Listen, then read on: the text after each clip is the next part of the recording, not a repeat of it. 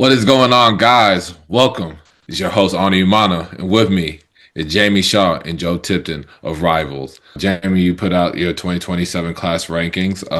You have CJ Rosser number one from Southeastern Prep. I really kind of want to dive into a little bit in just that number one because I wrote an article on Balls Life a few weeks ago about the number one, like the guys that are in contention for the number one player in that class.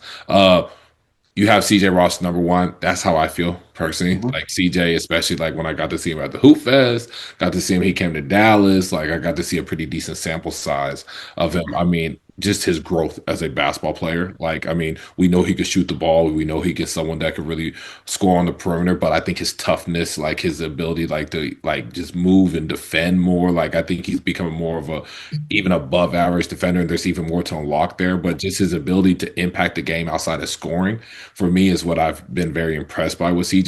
And his offensive game has grown as well, where he's really creating advantages and taking advantage of guys that, that are closing out hard on him and stuff. So just want to kind of get your thoughts on CJ being number one, because I completely agree with that. Yeah, at this point in the time, we're about halfway through the process for this 2027 cycle between when we start and when the end of season All-Star games as a senior and everything. And CJ Rosser's at this incredible intersection of projection and production. He's learning his game, and you're seeing an upward trajectory of his production while being a fluid 6'9" athlete with skill.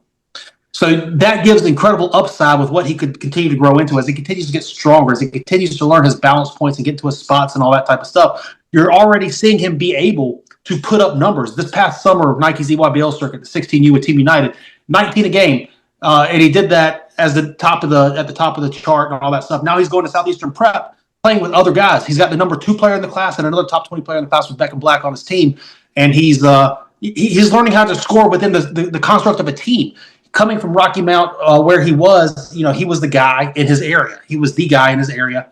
Now he's learning to play with Team USA this summer. He was the 8th leading scorer in the entire, U16 FIBA Americas event at 13 plus a game and 17 minutes played.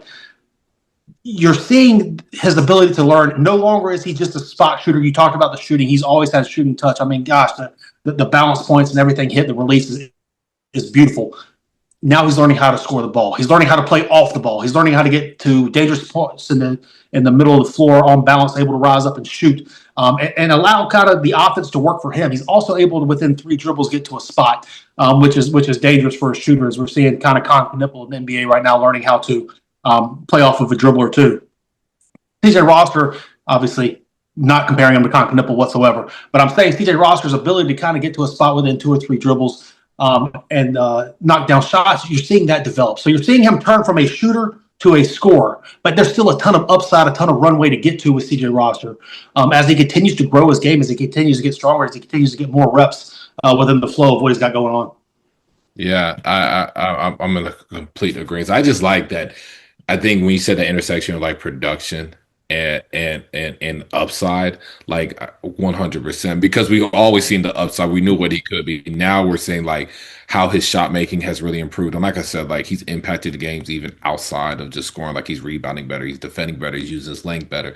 All the shots he makes like translates. Like you see, like you just see it, like that translates in higher levels. Like no doubt about it. I mean, that's what's really incredible. Like a lot of like you see prospects like, okay, we see where he can work. We see where he can work in a college level. Like I see CJ how he scores in, and there's a lot of things that will happen between then and NBA, but like you see NBA translation with like the way he scores the basketball.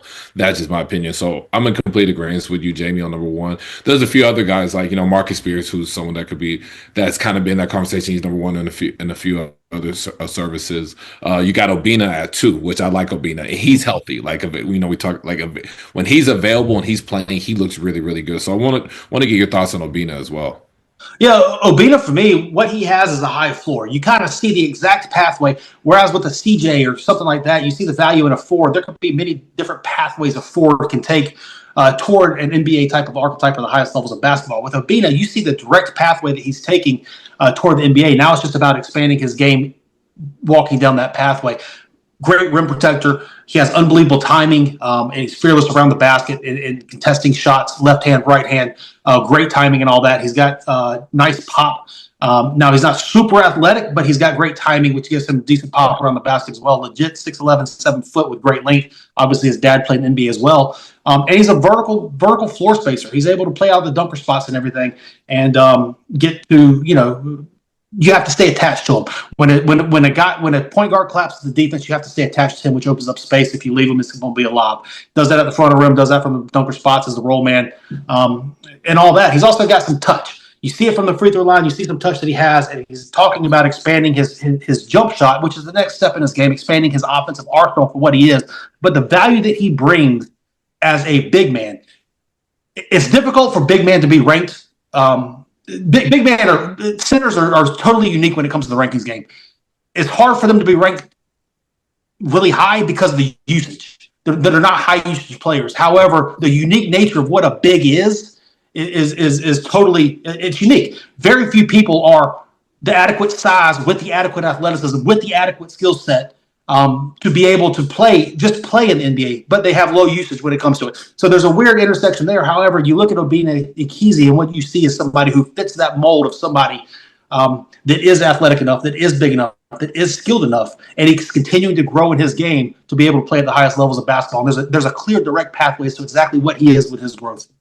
Right, and I think you make a good point, like with the high floor, but also I think there's a really intriguing ceiling with him. Yeah. And then when you talk about bigs when it comes to rankings, is especially in the high school space, it's hard because of the usage. Like there's not a lot of guys really throwing post entry passes. We see guards have a hard time throwing post entry passes, so they're usually getting it off rebounds or just cleaned up, like you said, or catching lobs or stuff, or if they're running the floor hard and getting in transition. So I mean. It's an interesting way of having to evaluate, but we are, as we've seen in multiple draft classes, guys like them are lotto picks, are potential lotto picks, guys that have like the size and adequate athleticism and also show promise with the skill. And as they get older, like we're going to talk about some intriguing draft prospects, we've seen that their skill set kind of comes in full circle when they turn 20, 21 years old. Last one. Ryan Hampton, you have at 3. That was also someone in my article that I had said potentially could be in the number 1 conversation. Big fan of Ryan. Obviously, I may be biased because from Dallas, a guy living in Dallas. That's a Dallas native. But I want to get your thoughts on Ryan Hampton because I think he's also taking the next steps in his game as well. Yeah, for sure. What you see with Ryan Hampton is a guy with positional size and a guy who can consistently create offensive advantages with the ball in his hand. He's somebody, and typically those advantages are for himself, but the scoring. He's a scorer. He can self-create clean looks at the basket. He can score from all 3 levels. He's a good athlete, and he's in this 6'6", 6'7" range with great length and projectability when it comes to his frame. When you kind of take all of that stuff into account, the consistent ability to be able to create offensive advantages at 6'6", 6'7", ball in hand, the length and the projectability. There's a lot of stuff there. You have the shooting. He's able to pull gravity when it comes to floor spacing as well. But the 3-level stuff, he plays with an edge as well. Obviously, there's some questions around the other stuff, seeing the floor passing, creating for others and stuff, and the defensive side. But his strict ability, ball in hand, create advantages, collapse the defense, be the focal point, and still be able to get clean looks at the basket. It's super unique and interesting kind of at this stage with somebody his size and what you're looking at moving forward. Yeah, I agree with it. The decision making is something that I think I've seen a little bit of growth in. He was making reads when I saw him in the grind session that I knew he would not make at all or even and I still think there's still some room for growth there. I don't think he's going to be this high level intuitive passer, but I think if he, like to your point, Jamie, if he's someone that can continue to learn how to like make reads or just to make better, I think can open up more of his offensive game.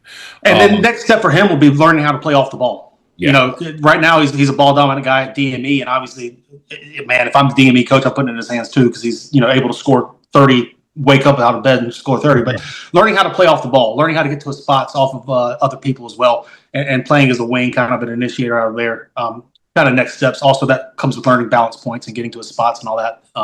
But there's just a really innate feel for scoring the basketball with positional fluidity there. Yeah, I agree, and I think I think offensively, just like you say, he's just someone he's one of the best and one of the best scorers we have in the country. And like you say, he can just wake up with his still crust in his eyes and still draw. Yeah. Defensively, I do feel like, on the ball, he's kind of getting better. I think off ball is where he kind of falls asleep. And Yeah. this is just us nitpicking, right? And we like Yeah. that with all players. But I really like your thoughts on Ryan Hampton. Now, we're going to transition to the PG discussion here in 2027, because I think that's where there's real depth. And I was talking to somebody about it. I didn't write this article, as it hasn't been published yet, but there's a lot of depth. There's some good depth in the 2027 class. Your number one point guard, I believe, is Reese Alston from Yeah. Second Baptist. But want to kind of get discussion on like our top 5, 6 like point guards in the 2027 class, because Reese Alston is someone that son of Ray for Alston, who played in the NBA for a long time, but his just keeps going up and up. He keeps getting better. So talk about Reese Alston. Let's have this point guard discussion. With Reese, for me, what you see is in the 6'2", 6'3" range with great length.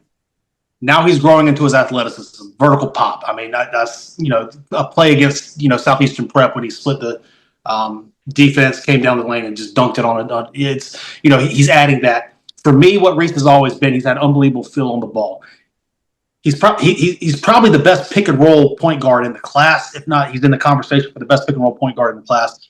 Able to play, gain advantages out of there, take the space, keep a defender in gel, and make the read, whether it be spraying to his teammate, whether it be finishing at the rim, whatever the case may be. Also, the pull-up jump shots in there as well. But he's also able to beat his man consistently without the screen. So you're able to play 5-out, 1-on-1, able to touch the paint consistently, collapse the defense, and again, make the read off of that. Given his positional size in the 6'3" range, given that great length, and he's still growing into his body. He's still got some growth to do when it comes to strength. The pull-up jump shot ability, the ability to make live dribble passes, left hand, right hand, collapse the defense, and open up teammates as well as get his own. You're just seeing a whole lot of stuff that just continues to translate to the highest levels of basketball. And yeah, for me, I mean, that top 5 PG1, all that stuff there. Again, when it comes to projection as well as the production that he's continuing to grow into. Yeah, I like Reese a lot. That vertical pop, like that increase in his athleticism is really crazy, especially from a year ago to now. Like there's some plays like he's making during the season where he's like dribbling, like he stops his dribble. And normally, like for most guards, it'd be a layup. Like he's exploding off 2 feet and dunking. So it's not like any 1 foot leaping. Like he's really explosive even off 2. For me personally, like I'm a big Beckham Black fan. Like I really big on like his IQ. I think his IQ, he's like on another tier as far as just as far as anybody else in that class.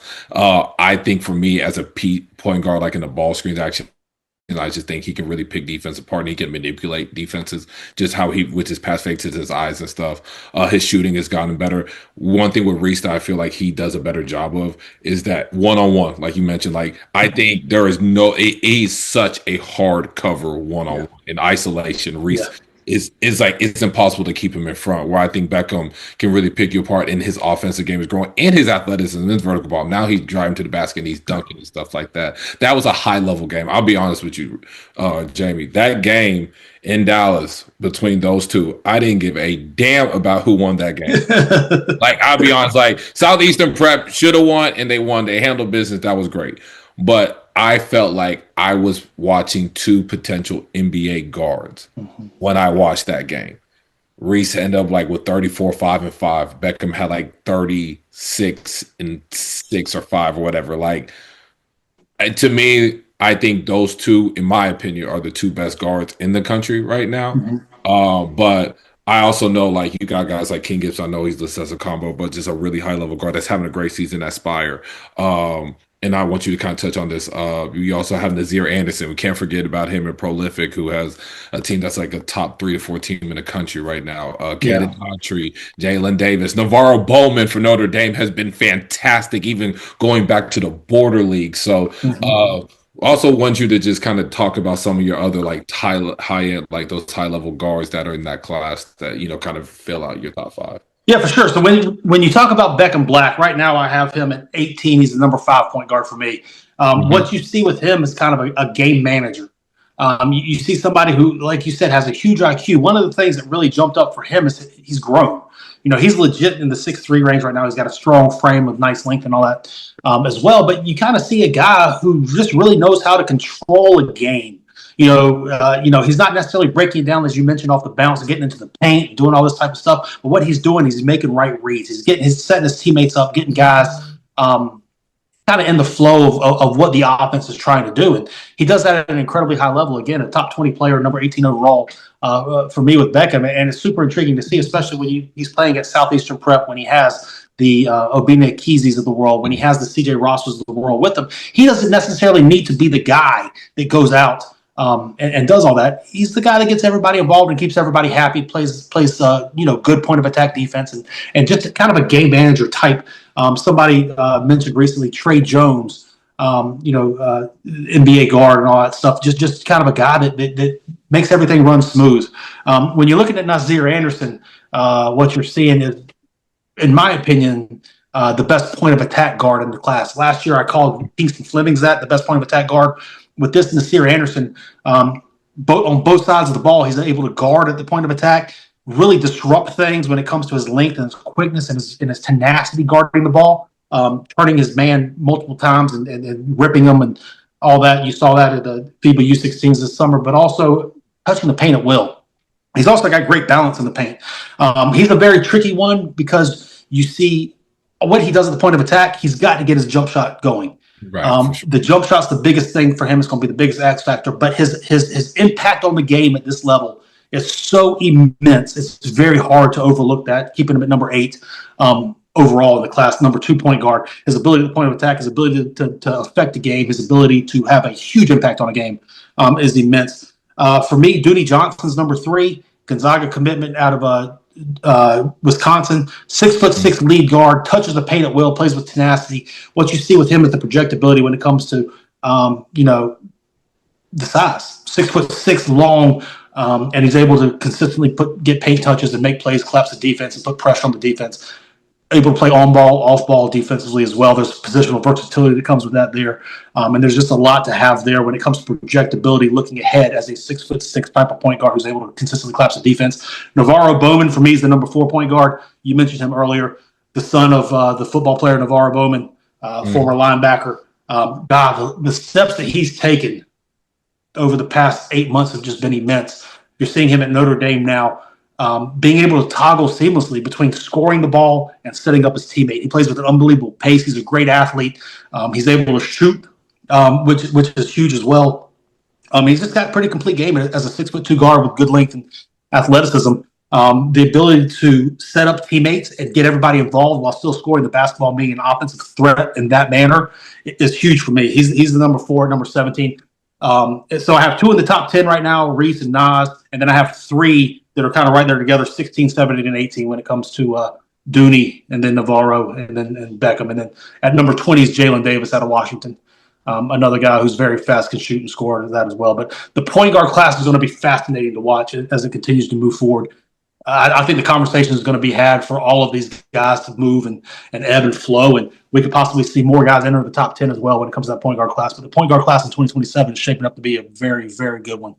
Yeah, and even when you look outside of like guys like Darrell Davis, who's having a really good season, Inspire, and I mentioned Caden Daughtry. Like, there's a lot of really good depth in that, that point guard and that combo guard role in 27. I think that's where the real depth is in that class. So now, Joe, we back with you. My bad, me and Jamie, we started nerding out, that with our evals. So there's some buzz with Tyran Stokes going to Kansas. Give us a rundown, give us an update of what you've been hearing. Oh, yeah, no, that buzz has definitely been real. I think that's probably been real for a month now or so.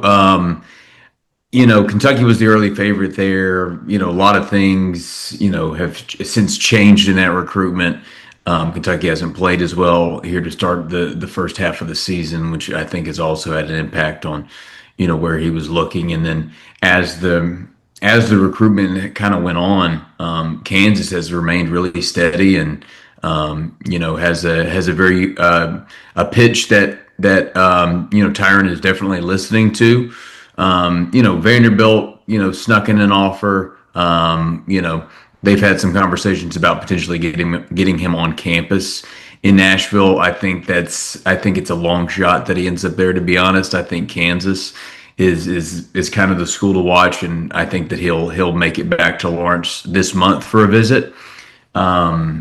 And then, I think the biggest hurdle, and I wrote this in an article a few weeks ago, is that Tyron is a Nike athlete. They would prefer that he go to a Nike school, as most brands would.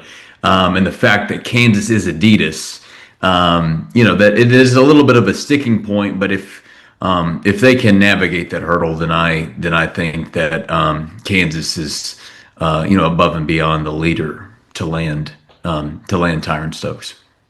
Yeah, that's Yeah, right. I got to tell you too, Ani. I got to give Joe his flowers on this one. This is why he's the best in the game at it. He One. calls me in October, like way back when, and I'm at USA Basketball. He calls. He's like, I think Kansas is really in this on Tyran Stokes. I don't know all this stuff and digging and everything, but the intel that came, it's not just a month or whatever the case. Joe has had his eyes firmly planted on Kansas for a while here. Now, obviously, still got to cross the hurdle finish line and see where things go and all that type of stuff, but. Kudos to him on that, man. He was so far out in front of this one. It was impressive to see. Listen, for Appreciate that. anybody listening here, Joe is the best in this business. The best. I don't give a damn what anyone else says. Listen, Joe is the best in this business. Appreciate you. Yeah, no, 100%, Joe. We got your back 100% on that. No. But no, that's you mentioned something about with Tyron and just like Kentucky was the one that was expected to get him and stuff like that. What's happened there? What's been the push to Kansas? Can you kind of take a deeper dive? Because at first it was like we were thinking Kentucky, now it's Kansas. Can you kind of share what may have changed? Why he's kind of going towards Kansas' way now? Yeah, I mean, so I've always felt that it would either be Kansas or Kentucky, and there was a period of time where I do think that he was more than likely going to end up at Kentucky. Part of it was there's a lot of, some of the stuff you just can't really share, like out of just Right, like, right. personal reasons for Tyron out of respect for him. But to boil it down and to give like somewhat of a vague answer is, you know, we all know how like the predictions work, and like sometimes a prediction gets placed in favor of Tyra to go to Kentucky, and frankly, I don't think he liked that, and he thought some people in his camp or even a particular school, it kind of leaked out where maybe he was leaning or maybe his college choice. So I think that was the initial issue and kind of maybe delaying it, because Tyron is also a guy. He wants the element of surprise, and he doesn't want anyone else to know what he's thinking. So he hates all of this speculative talk about where he might be leaning or where he might be going. So I think that's the biggest thing. And then the fact that the season starts and Kentucky does not look good. They have struggled and continue to struggle. They picked up a couple wins here and there, lose to Alabama, and, here a couple days ago, like they're back to where they were before. Stagnant on offense, all the things. We've had that conversation before. Right. And then our friends over at KSR write the article about JMI, the multimedia rights partner at the University of Kentucky. Basically, the summary is JMI requires or kindly suggests or strongly advises that the players that sign with Kentucky sign over their NIL rights to JMI, so to utilize them. And it also potentially limits them for companies that might want to work with the athlete that aren't under the JMI umbrella. Now, we don't have that verified that it has affected the Tyran Stokes recruitment, but we do have it verified that it has affected other recruitments of players that Kentucky's went after, and could be a reason why they do not have a single commitment in this high school class, which is very rare for a school like Kentucky. So you package all of that together, and the fact that Kansas is still a really good program, and he really, really likes Kansas, and they really like him back. And you package all that together, and Kentucky, their ground slips, and Kansas starts gaining traction for him. So I think that's kind of what it boils down to. Yeah, and we see it all the time when it comes to recruits. Like these things get fluid, especially when you talk about like high level players, like someone right now at Tyra, who's the number one player in the country, where his options are deep. Like he can go to probably damn near anywhere. things change. He looks at something. He's like, hey, like, I think this may be a better fit for me and stuff like that. And I do have heard that thing about Tyron. Like he loves like he loves like the element surprise. So I can see him like, hey, you know what? Like I know I'm hearing these things, but that's not true. Like I'm still open to a lot of things, and to this, and I want to kind of see it through. And for someone like him, who he can see a whole basketball season until he wants to make a decision, Mhm. that makes sense. Maybe he wants to eat. Maybe he's more interested in going to Kansas, or maybe he's looking at somewhere else. You never know. But like that makes a lot of sense. I do remember you talked about Kansas from him a while ago. So again, like kudos to you for even still catching that, and shout out to Kansas for still being involved and having a real chance of getting him now. Oh, for sure. So appreciate you guys. Appreciate the viewers. Catch us next week on the Next Gen Pod. See you at the next episode. Peace.